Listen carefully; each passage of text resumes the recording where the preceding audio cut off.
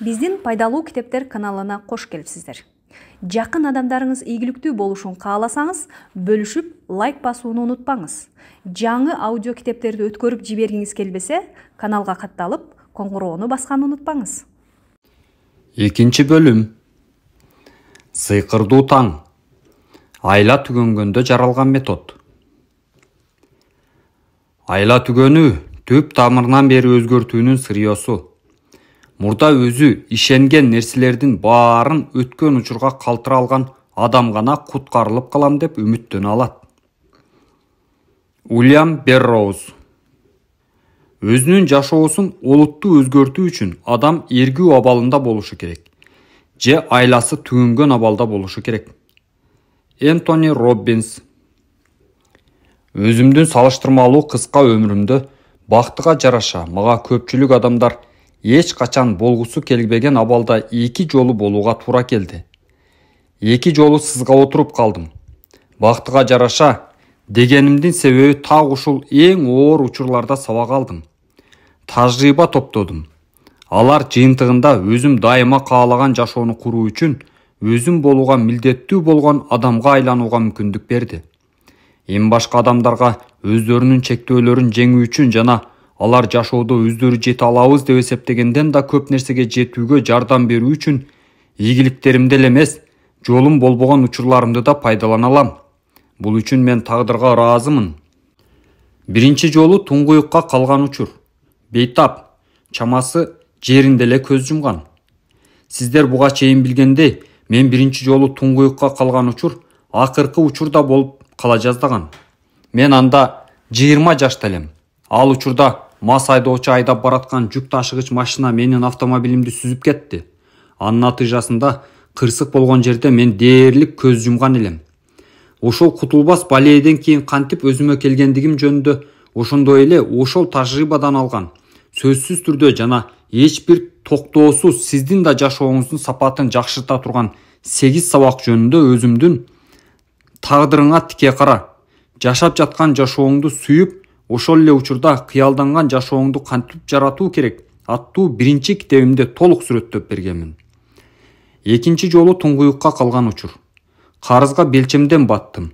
Анан да терең депрессияга түштүм. Мен туңгуюкта экинчи жолу калышым автокырсыктагы клиникалык өлүмгө караганда оорураак өттү. 2008 жылы болчу.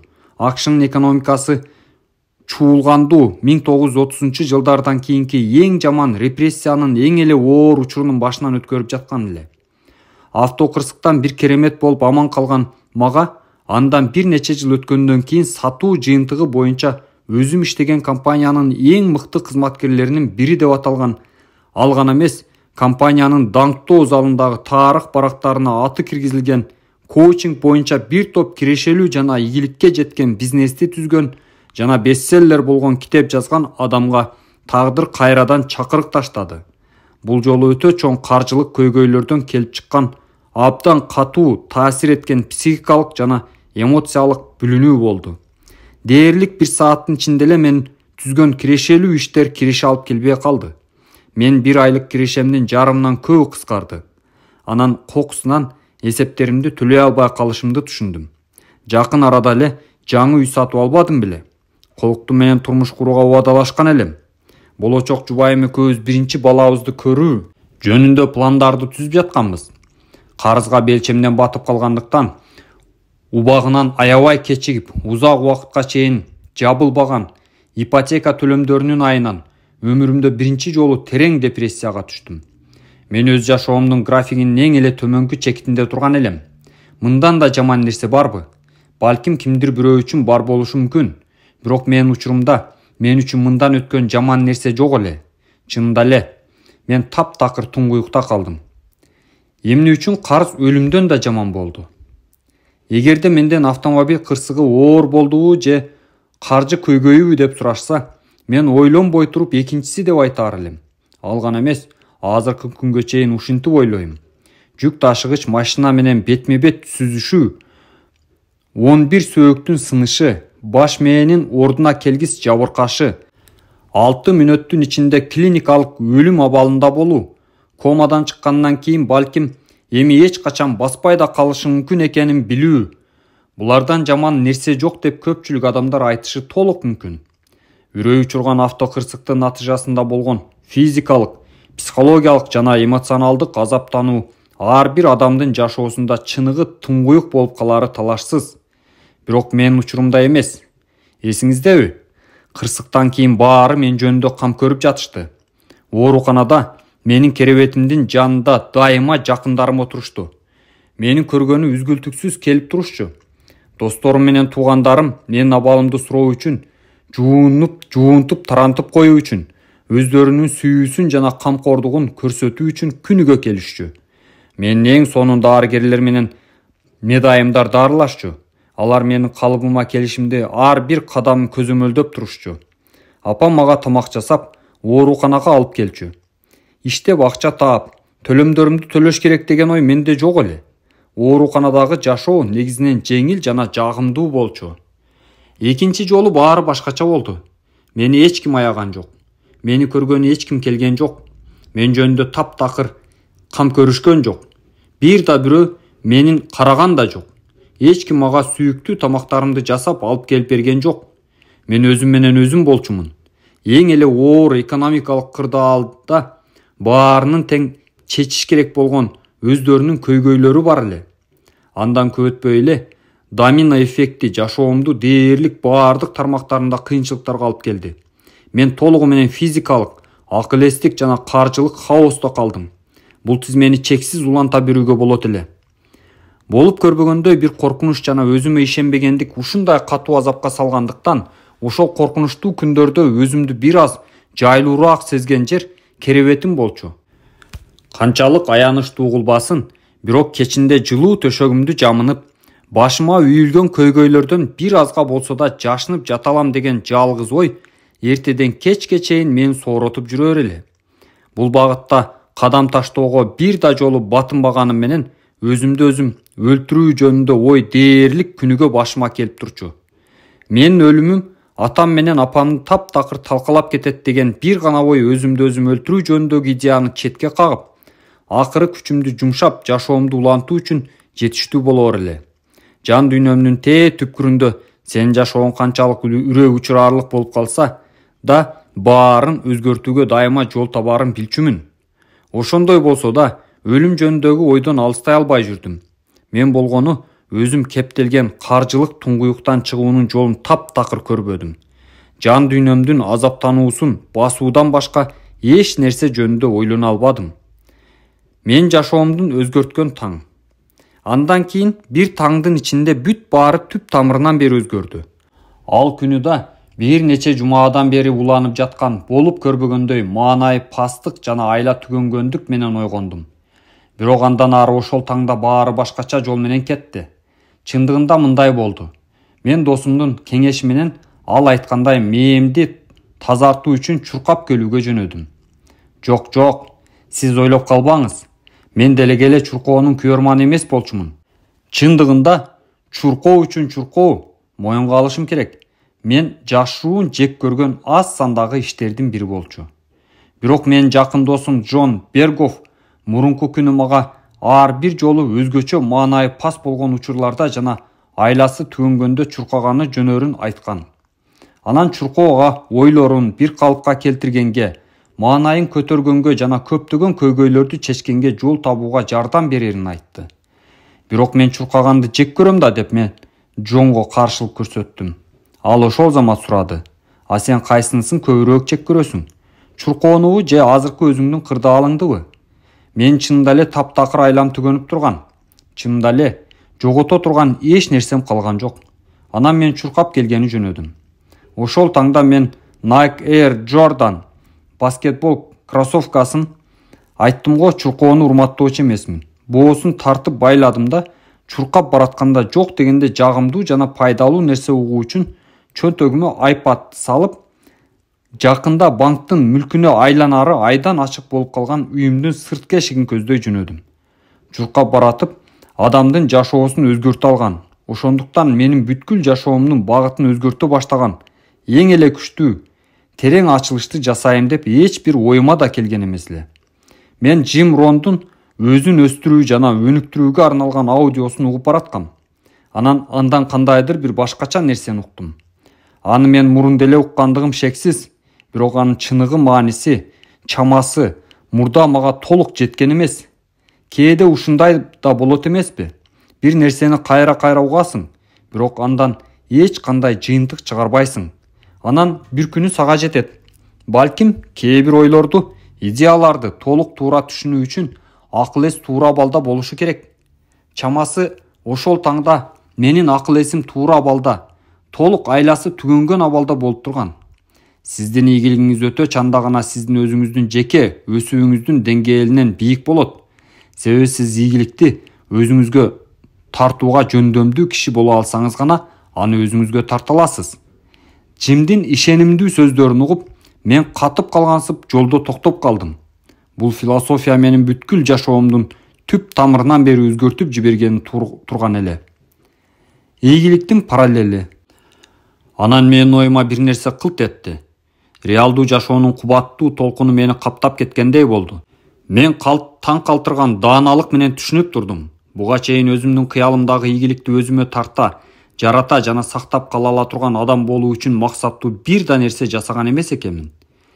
1ден 10го чейинки шкала боюнча башка көптөгөн адамдар сыяктуу эле 10-чу деңгээлдеги ийгилик жөнүндө кыялданчумун. Ошол эле учурда менин жеке өсүшүм 2де токтоп калган. Эң эле жакшы учурда, эң эле көп ийгилик коштогон күндөрү 3 же 4-чү деңгээлде турган эле.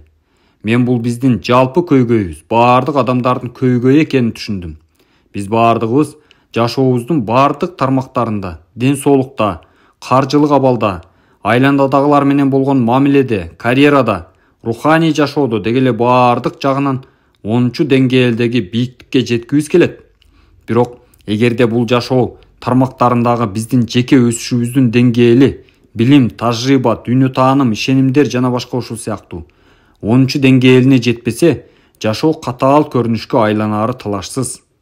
Сырткы дүйнө дайыма биздин ички дүйнөбүздүн чагылышкан элеси болгон жана болуп кала бермекчи.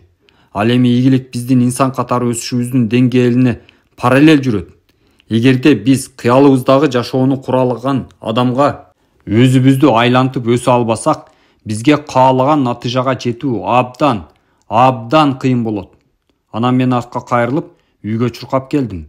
Мен жашоомду өзгөртүүгө даяр болчумун. Биринчи милдет убакыт табуу. Жеке өсүүмдү максаттуу түрдө өзүмдүн адаттагы, күнүмдүк тирилигимдин негизги приоритетине айландыра аламбы? Баардык көйгөйлөрүмдүн чечилиши мына ушул нерсеге көз каранды экенин эми билип турдум. Бул жетишпей жаткан тилке болчу. Ал мен кыялданган ийгиликти үзгүлтүксүз тартып келе, жарата жана сактай ала турган адам болууга жардам бериши керек болчу. Жалпысынан баары жөнөкөй эле болчу. Мен эң биринчи жана эң оор милдетим баардык адамдардыкындай эле эми буга убакыт табуу болчу. Ал убакта жан багуудан жана эсептеримди эптеп төлөөдөн таптакыр колум бошобогондуктан күндө өзүмдү өзүм өстүрүү үчүн бир аз да болсо убакыт табуу дээрлик мүмкүн эместей көрүнгөн эле. Менимче, силерге да мындай нерсе тааныш болсо керек. Бестселлердин автору Мэтью Келлинин өзүнүн Жашоо ритми китебинде жазган сөздөрү мага абдан жагат. Бир жагынан алганда, биз баарыбыз бактылуу болгубуз келет. Башка жагынан алганда, баарыбыз бизди эмне бактылуу кылаарын билебиз. Бирок биз аны жасабайбыз. Эмне үчүн? Баары жөнөкөй. Аны жасоо үчүн биз таптакыр бошобойбуз.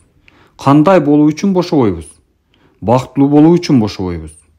Мына, органайзер дептеримди колума алдым да, диванга отуруп, өзүмдүн күнүмдүк жеке өсүшүм үчүн убакыт издөө же бөлүү менен алектендим.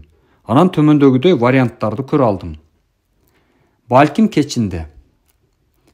Алгаш балким кечинде, жумуштан кийин же балким түнү колуктум уктаганы жаткандан кийин убакыт бөлө алам деген ой башыма келди.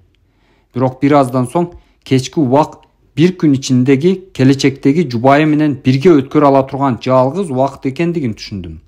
Анын үстүнө кеч киргенден кийин мен кээ бир убакта гана өзүмдү сергек сезем. Түн киргенде мен адатта абдан чарчагандыктан Бул убакта кандайдыр бир нерсе жасоо сутканын башка убактарына караганда да кыйыныраак болот. Негизинен кечки убактарда көңүлдү бир жерге топтоо жөнүндө айтпаганда да өзүн өстүрүү үчүн зарыл болгон байланыштуу жана логикалуу ой жүгүртүү же акыл калчоо андан да кыйын болот. Жок, кечки убакыттын туура келбеси айкын эле. Балким түш убагы, балким күндүн ортосунда бир убакытты пландаш керек. Эгерде мен түштөнүү тыныгуусунда убакыт тапсамчы, ага чейин же андан кийин. Бирок билесизби, бош убакыт жок жерден пайда болбойт. Ошондуктан көпчүлүк күндөрдө мен убакыт таба албай калышым толук мүмкүн. Жок, болгону эрте менен эмес. Андан кийин өзүмдү өзүм өстүрүү менен таң заардан алектенсемби деп ойлонуп, бирок бул идея мага ошол замат жакпай калды. Мен торгой эмесмин деп айтуу бул эч нерсе айтпоо дегенди билдирмек. Мен эрте менен ойгонгонду, өзгөчө эрте менен эрте турганды таптакыр жаман көрчүмүн. Мен аны дээрлик чуркоо сыяктуу эле жаман көрчүмүн. Бирок канчалык көп ойлогон сайын бир топ башкача нерсе көрүнө баштады. Биринчиден, эгерде мен жеке өсүү менен күндүн биринчи жарымында алектене баштасам, ал мага бир күн бою эртеден кечке күчтүү мотивациялык түрткү бермек. Мен эрте менен кандайдыр бир жаңы нерсе биле алмакмын да, күндүн калган бөлүгүндө бир топ күжүрмөн, максатка багыт алган жана мотивацияланган бойдон жүрмөкмүн. Анан дагы stevepavlina.com сайтында окуган блогдогу посттордун бири эсиме түштү. Ал бир күндүн рулу деп аталчу. Анда Стив Павлина бул жигит блогер эле эмес, акылдуу адамдар үчүн жеке өсүү китебинин да автору. Минтип жазган: биринчи саат күндүн башка бөлүгүн башкарат деп айтышат. Эгерде мен ойгонгондон кийин 1 сааттын ичинде жалкоо болсом, иш аракеттерим башаламан болсо, эриже катары бир күн бою ушул абалда жүрөм.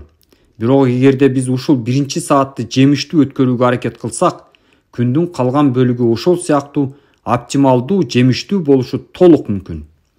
Өзүн өстүрүү менен таң заардан алектене баштаган соң, адатта бир күндүн ичинде топтолуп калуучу шылтоолордон мен чарчадым, мен ансыз да эч нерсеге жетишпей жатам жана башка ушул сыяктуу алыс болмокмун.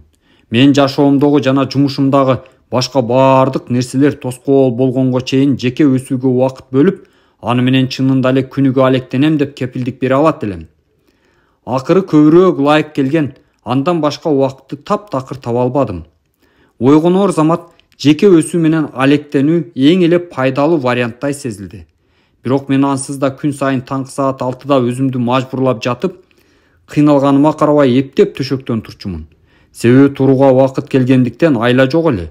Ошондуктан саат 5-те туруу милдети мен үчүн дээрлик мүмкүн эместей сезилди. Көңүлүм калып, негизинен жеңилгенимди сезип, органайзер дептеримди жаап, мунун баарын унутуп эле салайынчы деп ойлоп аткам.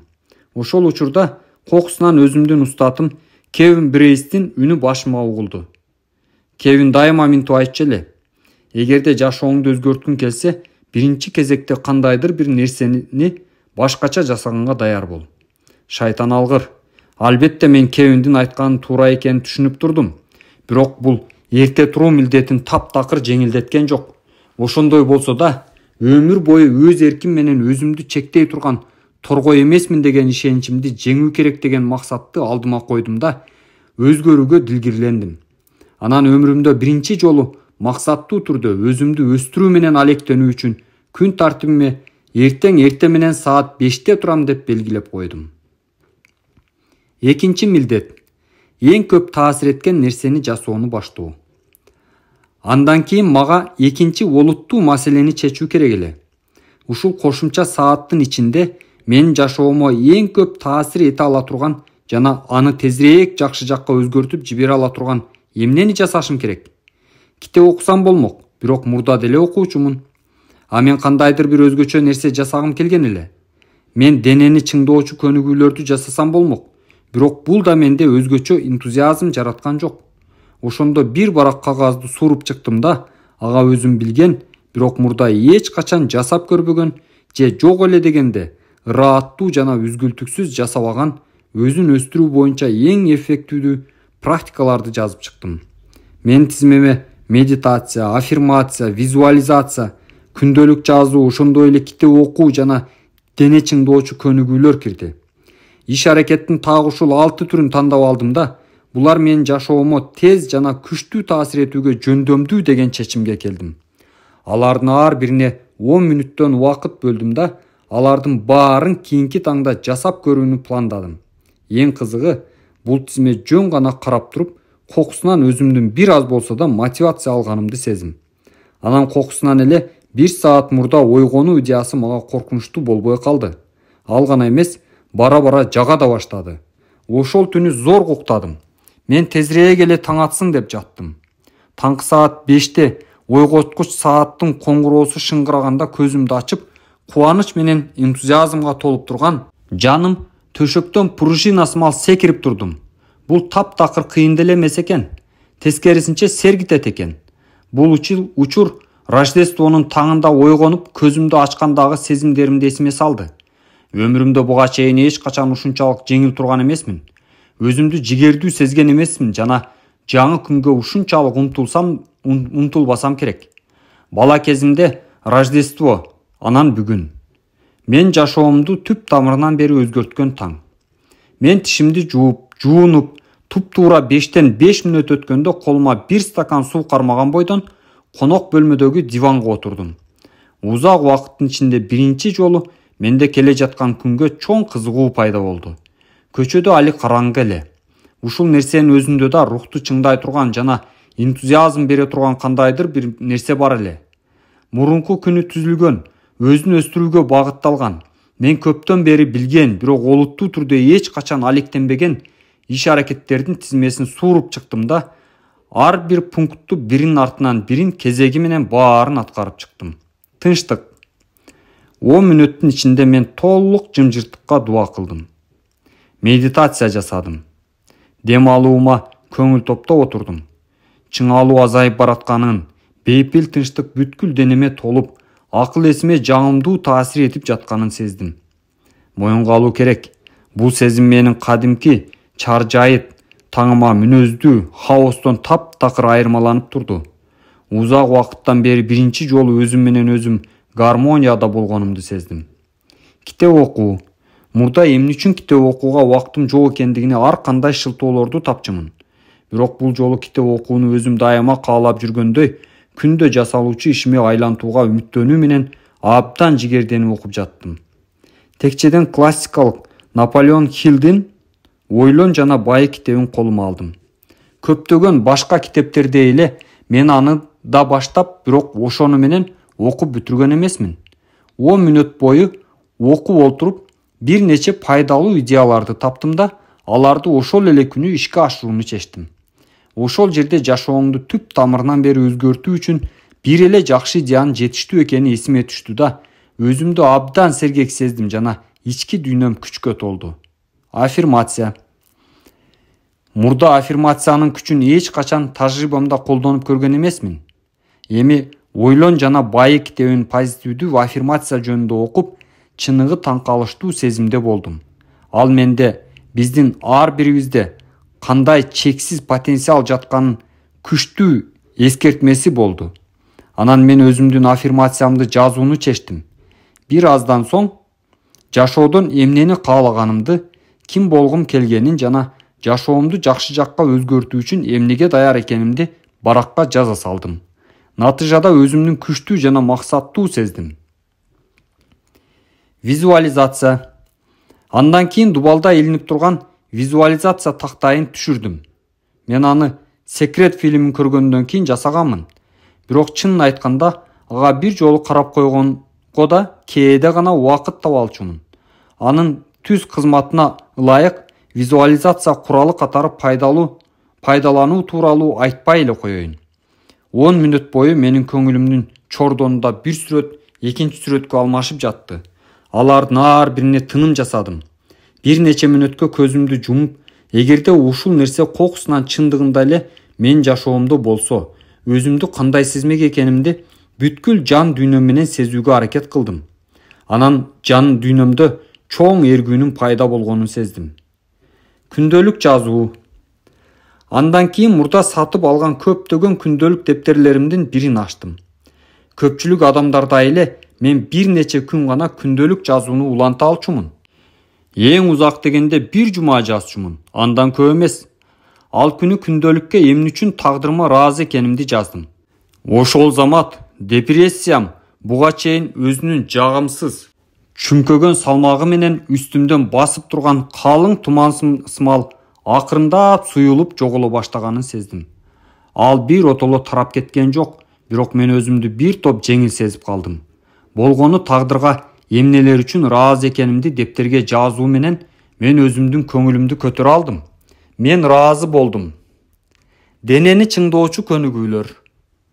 Анан акырында жазуучу жана оратор Тони Роббинстен көп жолу уккан кыймыл эмоцияны жаратат деген сөздөрдү эстеп диванда турдум. Эңкейип күчүмдүн жетишинче полдон түртүлүү көнүгүүсүн жасадым. Андан кийин чалкаман оодарылып жатып, анчалык жакшы эмес физикалык формадагы денем канча жолу жасоого мүмкүндүк берсе, ошончо жолу пресс чыңдоо көнүгүүсүн жасадым. Дагы 6 мүнөт убакыт калган эле.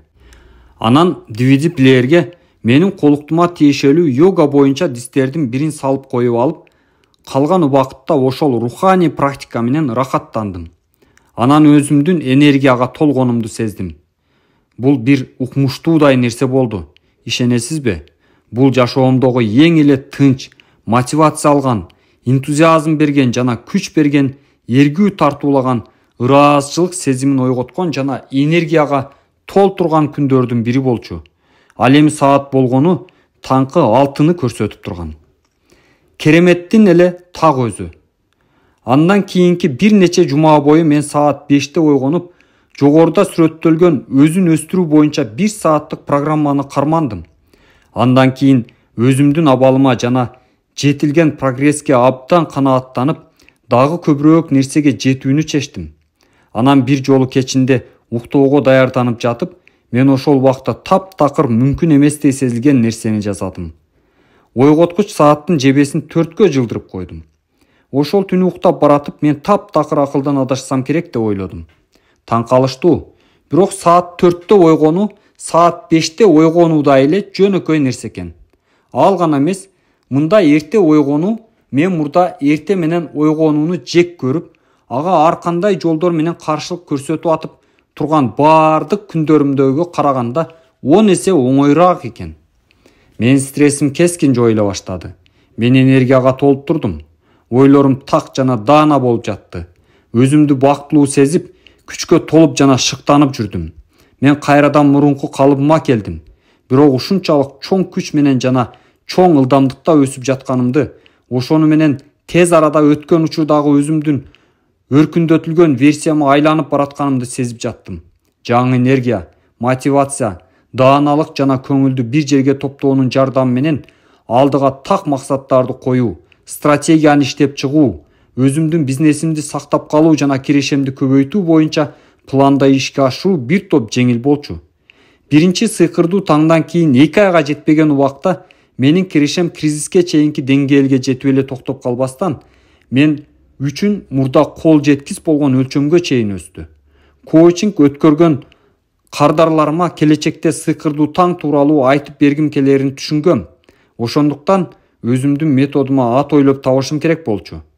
Менин башымда өткөргөн трансформация абдан терең жана тез болгондуктан, ал мага депрессиядан чыгууга, олуттуу материалдык көйгөйлөрдөн кутулууга, 2 айга жетпеген убакыттын ичинде каржылык туруктуулукка жетүүгө жана кайрадан жарпым жазылып жашай баштоого жардам бербедиби? Менде чынында эле кандайдыр бир сыйкырдуу нерсе болуп жатканын сезип жүрдүм. Ошондуктан сыйкырдуу таң мага эң эле ылайыктуу аттай сезилди. Кетти жасай алгандан кийин. Бир нече жумадан кийин кардарым Кетти менен сабак өтүп жатканда, ал менден сурап калды. Хел, а сиз күнүңүздү кантип баштайсыз? Албетте, мен сага сыйкырдуу таң жөнүндө жана адаттагыдан 1 саат мурун төшөктөн туруунун абдан чоң артыкчылыктарды берерин айтып бердим. Жылтырата тазалап койгон самоор сымал жүзүм жаркылдап турду. Бирок алгач Кеттини ынандыра албадым. Айта албайм, азыркыдан да 1 саат мурда ойгонгум келет деп ойлобойм. Хел, билесизби, мен торгой деп атоого таптакыр мүмкүн эмес. Бирок Кети дайыма күрөшчү адам болчу. Ал адаттагыдан 1 саат мурун таңкы саат 6-да туруп, мен методумду иш жүзүндө сынап көрүүгө макул болду. Мен алымдын жетишинчи аны шыктандырып ийгилик кааладым. Bir жумадан кийин кезектеги сабакта жолугушканыбызда Кеттин көңүлү абдан көтөрүмкеле. Мен андан күн сайын саат 6-да туруп, сыйкырдуу таң программасын аткара баштаганын жөнүндө сурадым да, таптакыр күтүлбөгөн жоопту уктум. Жок, мен биз жолуккандан кийин bir күн гана саат 6-да турдум. Бирок сиз туура айткан экенсиз. Бул ушундай сонун нерсе экен. Кийинки эле күнү мен андан да эртерээк турууну чечтим. Ошондуктан эми мен саат 5-те туруп атам. Ушул жума ичи 5-те турдум. Хел, бул абдан сонун нерсе экен. Укмуш. Эми мен башка кардарларыма да өзүмдүн методум тууралуу айтып берүүгө милдеттүү болчумун. Кийинки бир нече жуманын ичинде менин ондогон кардарларым сыйкырдуу таң методунун аркасы менен жашоосунда bir топ позитивдүү өзгөрүүлөргө жетишкенин айтып беришти. Алардын кээ бирлери бул метод тууралуу өздөрүнүн досторуна жана кесиптештерине айтып беришиптир. Ал жөнүндөгү кабар интернетке токойдогу өрт сымал тарады. Элдер Facebook, Twitter тармактарында жакшы ой пикирлерин калтырып жатышты. Ал гана эмес, YouTube каналында кантип эрте менен эрте туруп, сыйкырдуу таң методундагы көнүгүүлөрдү жасап жатканын көрсөткөндөр да болду. Өзүнчө эле бир жалпы толкун болду, чынбы? Бу Джо деген ким өзү? Шайтан алгырдыкы. Мен методумда чынында кандайдыр бир нерсе бар экенин түшүнө баштадым. Bir жолу өзүмдүн видеолорумдун бирин көрүү үчүн YouTube каналына кирип, атымды издөө сабагына киргиздим. Эй, айып көрбөңүз, сиз деле өзүңүздү Google'дан жардам менен издөө системасынан издеп көргөн болсоңуз керек. Кокусунан экранда эмнегедир Джонун сыйкырдуу таңы деп аталган видео чыга калды. Анда мен өмүрүмдө көрбөгөн кандайдыр бир жигит өзүн көрсөтүп жатты. Моюнга алышым керек. Мен биринчи реакциям аябай деле позитивдүү болгон жок. Шайтан алгырдыкы. Бул Джо деген ким өзү? Мен сыйкырдуу таңымды уялбастан көчүрүп алып, өзүн деги киммин деп ойлоп жүрөт ал. Алгач алган эмес, бир аз ачуум да келди. Бул албетте мен урматтуу адам кылбайт. Болгону мен эмне ойлоорумду да билбей калдым. Ошондо мен жагымдуу сюрприз күтүп турганын көңүлүмдө абдан сүйүнүп каларымды билсемчи. Мен плей баскычын бастым да буларды көрдүм. Экрандагы жигит мынтип айтты. Салам. Бул досуңар Джо Диасана. Бизде саат канча болгонун карайлычы? Бул жерде Джо саатын көрсөттү. Сааттын жебеси 5:41-де турган эле. Азыр 6-га 20 мүнөт калды. Жекшемби. Чамасы сиздер. Жок карыя. Бул жекшембинин таңында таң ата электе эмне кылып жүрөсүң деп түшүнбөй турсаңыздар керек.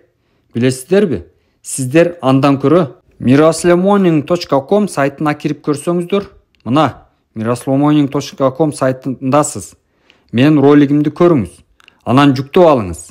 Чынын айтканда, мен өзүмдү Рождество таңындагыдай сезип, энергияга толуп турам. Күнүгө Рождестводо жүргөндөй болосуз. Өзүңүз жасап көрүңүз. Анан сиздин жашооңуз да тез арада жакшы жакка өзгөрөт деп ишенем. Джонун ролигин көргөндөн кийин компьютердин экранынан көз албай, оозумду ачып, толкундаганымдан ыйлап жиберчүдөй болуп отуруп калдым. Сыйкырдуу таңды өзүн өзү өстүрүү боюнча таң эрте аткарылуучу методикадан ашыкча кандайдыр бир нерсеге айландырайын дебегеним менен эми ал менин жашоомо таасир эткендей эле башкалардын да жашоосуна таасир этсин үчүн болушунча көп адамдарга ал жөнүндө айтып берүүгө милдеттүү экеним мен үчүн айдан ачык болду. Ошондой болсо да мен ал убакта мурдагыдай эле анын канчалык чоң кыймылга айланары жөнүндө эч кандай түшүнүгүм жок болчу. Кыймылбы? А балким бул ойгону болуп жүрбөсүн. Мен сыйкырдуу таң тууралуу Кетиге айтып берген жана Джонун видеосун YouTube каналынан көргөндөн бери 5 жылдай убакыт өттү. Ушул убакыттын ичинде бүткүл дүйнө жүзүндөгү адамдардын миңдеген кыска каттарды алдым. Ал каттарда адамдар өздөрүнүн ыраазычылыгын билдиришкен жана менин методум алардын жашоосун кантип өзгөрткөндүгү тууралуу абдан чоң энтузиазм менен жазышкан.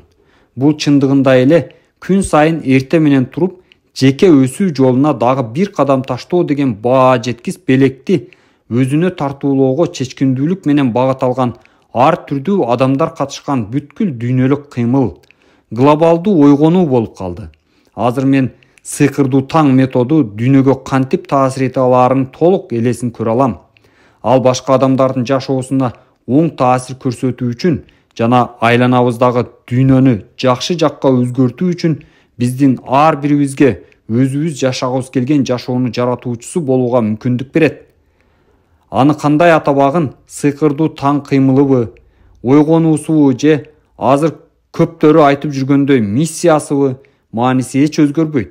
Бул жерде адамдарга күн сайын өсүү жана өзгөрүү менен өздөрүнүн жакындарынын, жергиликтүү коомчулуктун, бүткүл айлана чөйрөнүн жашоосун трансформациялоого мүмкүндүк берген куралды элге берүү жөнүндө сөз болуп жатат. Дээрлик күн сайын жүздөгөн жаңы адамдар бизге кошулууда жана өздөрүнүн тажрыйбасы менен бөлүшүп, кезектеги күйөрмандарынын кошулушуна түрткү болушууда. Менин методикам канчалаган көп адамдардын жашоосун өзгөрткөндүгүнө таң калбай кое албайм. Бул адамдардын кээ бирлери жодон үлгү алышып, өздөрүн видеого тартышып, таң эрте туруп, сыйкырдуу таңдагы көнүгүүлөрдү кантип жасап жаткандыгын коомдук тармактардан сыймыктануу менен көрсөтүшөт. Айтмакчы, алардын көпчүлүгү да чынында эле эрте турганын ырастоо үчүн алгач сааттын циферблатын көрсөтүшөт. Өзүмдүн методумду ушунчалык көп сандагы адамдар менен бөлүшүүгө берилген мүмкүнчүлүк үчүн абдан ыраазымын. Бул мен үчүн чоң урмат. Бүгүнкү күндө сыйкырдуу таң менин эл алдында сүйлөгөн сөздөрүмдүн жана семинарларымдын эң башкы темаларынын бири болуп калды. Алардын жардамы менен корпорацияларга, коммерциялык эмес уюмдарга, сатуучуларга, мугалимдерге жана студенттерге өздөрүнүн өндүрүмдүүлүгүн жогорулатууга, көбүрөөк мотивация алууга жана эффективдүүрөөк болууга жардам берүүгө далалаттанам. Сыйкырдуу таң тууралуу кандай гана айтып бербейин, бул жаңы ыкма адамдарга жана уюмдарга жумушка болгон мамилени жана жумуш ордунда иштөөгө болгон дитин өзгөртүү менен өздөрүнүн иш-аракеттеринин натыйжасын бир топ жакшыртууга мүмкүндүк берет. Сиздер буга чейин түшүнгөндөй, сыйкырдуу таң семинарын эрте менен ал гана эмес, кээде негизги конференция же дагы башка бир иш-чара башталгандын алдында өткөрүү керек. Бул китептин кийинки деңгээлге өтүү үчүн чакырык деп эсептесеңиз, жашоодогу өзүңүздүн ийгилигиңизди кийинки деңгээлге көтөрүп алыңыз. Себеби ал дайыма ушундай тартипте жүрөт. Эгерде сиз мына азыр ушул убакта баштасаңыз жана күн сайын 10-чу деңгээлди көздөй кыймылдоо менен 10-чу деңгээлдеги жашоону сиз чынында каалаган жана сиз татыктуу болгон, жаратууга жөндөмдүү адамга көбүрөөк айлануу үчүн аны үзгүлтүксүз жана ырааттуу түрдө жасап турсаңыз, ийгиликтин сөзсүз түрдө келери анык.